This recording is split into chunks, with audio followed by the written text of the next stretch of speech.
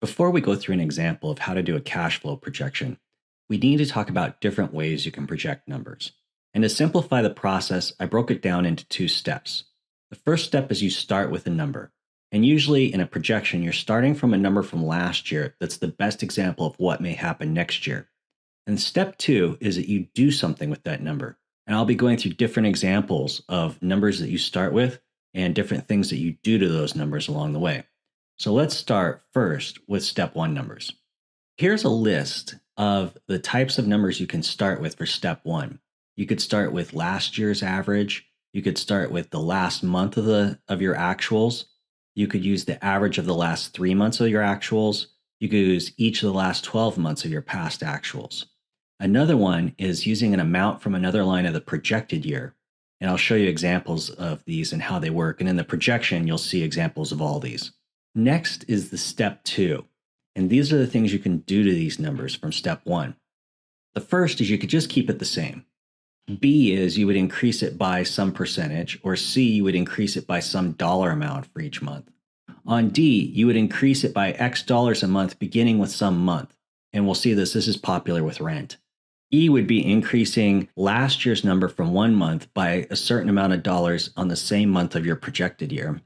And F is really similar, but instead of increasing it year over year in dollars, you're increasing it by percentages. And finally, G, you're taking a number and just multiplying it by a certain percentage. So now let me show you some examples of step one numbers. In this example, I have 12 months worth of numbers, and they're labeled from January of year one to December of year one. I also list the total and the average. A in step one was last year's average. So in this example, it'd be the average over the course of the last 12 months of your actual numbers, which is $1,292 in this example. And I noted that average at the end of the example numbers at the top of the page. So if you're going to use B as your starting point for your projection, you'd be using the last month of the year. That'd be December's amount of $900. If you're using C, you're using a larger amount of months, and you're using the average of the last 3 months, which is October, November, and December. You'd add those together, divide them by 3 to get the average, and that's $1,400. Now, D is where you take each of the last 12 months, and you're going to do something with them in the projected month. If you were using January in this example, you would take January's amount from year one, $1,000, and then in January of year two, or your projected year, you would do something with that number based on last January's number. And we'll see examples of this in the projection. Now, E isn't shown as much as an example here, but we're going to be using it in our projection. This is a popular method of projecting cash for like sales tax or employee benefits. So in this one, you're actually taking a number from the projection and you're doing something to it in the projection. You're multiplying one number in the projection by a certain percentage to get another number. And we'll walk through this in the projection. Now let's go through some examples of step two numbers. So for all these examples, we're going to assume that we're starting with a step one number of $1,000. Option A was keeping the numbers the same. So in this, then every month would be $1,000, which is our step one number, and we just keep it the same all 12 months of the projection. B is that we increase it by some percentage. So let's assume that we're going to increase it by 10%. Then the amount for each month of the projection would be $1,100, which is $1,000 times 110%, or an increase of 10%. Now, the other way we could do it, instead of doing a percent, we could do it in dollars, and that's option C in step two. And so there we would assume instead of a 10% increase, we're going to assume a $50 increase. So then you just add $50 to the $1,000, and every month is projected at $1,050. Option D is to increase X dollars a month beginning with a certain month. So let's assume that we start with step one of $1,000, but we're going to increase it $200 beginning in February. So January's amount would be $1,000, the number from step one that we're keeping the same. But February and every month after that would be $1,200. Like I said, this sort of method is popular with rent and annual increases in your rent. Option E is to increase by a certain dollar amount over the same month last year.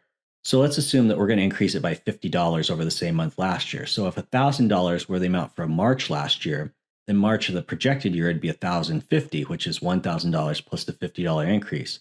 And if April's amount was $1,100, then we'd increase that by $50 in the projected year. So the projected year's April would be $1,150. Option F is just like option E, except we're increasing by a percent instead of a dollar. In this example, I assumed an increase of 5%, so the $1,000 is increased by $50, which is 5% of $1,000. And just like April, if we started with 1,100 and increased it by 5%, then it would be $1,155. The last option is G, where you multiply one number in the projection by a certain percent. In this one, let's assume that the projected January sales are $1,000. So we're not using a number from the prior year, we're using a number from the current year from step one. So our step one of assuming January sales of $1,000, we assume our sales tax is 6%. So we take that $1,000 times 6%. So January sales tax is $60. So that's step one and step two. Now let's look at a few examples of combining these. So in this example, we're going to start with last year's average, and then we're going to keep it the same, a step one option A and step two option A. So you can see that in this example, the average for year one, which are your actuals, is $1,292. So we're just going to use that same number for all 12 months. It's a way to take numbers that really bounce around a lot and aren't high dollar amounts, and just to spread them out evenly in your projection, because you're not really sure which months are going to be high, which months are going to be low, but you know it's probably going to run fairly consistent to last year. And so you just smooth it out and just use the same amount for every month in the next 12 months. Here's another example. In this one, we're going to start with last year's average, but we're going to increase it by X dollars for each month. So this is step one option A and step two option C. So this is good for when you know that it's not going to be exactly the same as last year, but it's going to be a little bit higher because you know you're going to have cost increases or your production's increasing. So that means your costs are going to go up just because of your production and not because of inflation or people are charging you more or anything like that for the same amount of volume. So in this one, the average is $1,292, but you think it's going to go up a lot. You think it's going to go up $300 in the projected year. So that means instead of $1,292 every month like we did last example, it's now $1,592 a month, the $1,292 plus the $300. So $1,592 a month for each of the 12 months in the projected year two.